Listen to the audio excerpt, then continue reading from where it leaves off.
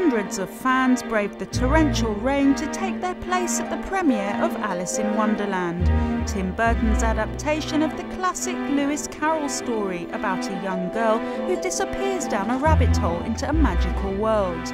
Chatting to the stars of the movie, it was clear just how proud they were to play a part in the retelling of the time-honoured tale. Mostly, I remember reading a kind of condensed version as a child, but it was the characters that stayed with me. The characters I remembered very well. I've known the characters, from before I can, before I could even think. When I was a little kid, they're so ingrained in our consciousness, aren't they? I read the book when I was a bit older. I think it's a world of imagination, and I think that anytime there's a work of art that engages that, it's a wonderful thing, and that it was designed for children and for children to engage children's imaginations in a really fantastical way. Carroll's Wonderland has been given the trademark ghoulish Burton treatment, complete with his much-loved Johnny Depp and wife Helena Bonham Carter.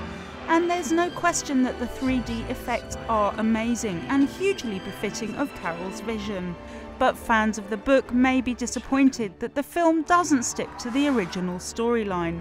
We asked the filmmakers why they chose to change the narrative.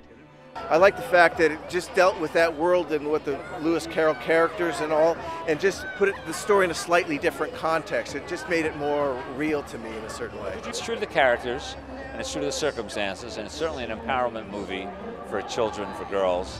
But ultimately, we had to come up with a way to not make it episodic, which is, I think, the flaw of the previous Alice movies. Well, it's a sort of reimagining in some ways. It's Alice, at 19 now, and so many things have changed in Wonderland. So we come back and we see a sort of a Tim Burtonified version of Wonderland. So I think Tim Burton is a fantastic artist in his own right, the same as Lewis Carroll. So I think the fact that he's come and put his own stamp on it is great. I would have been disappointed if it wasn't that.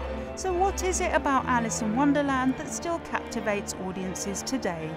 When you read the book, you feel like it could have been written now. I mean, it's very timeless.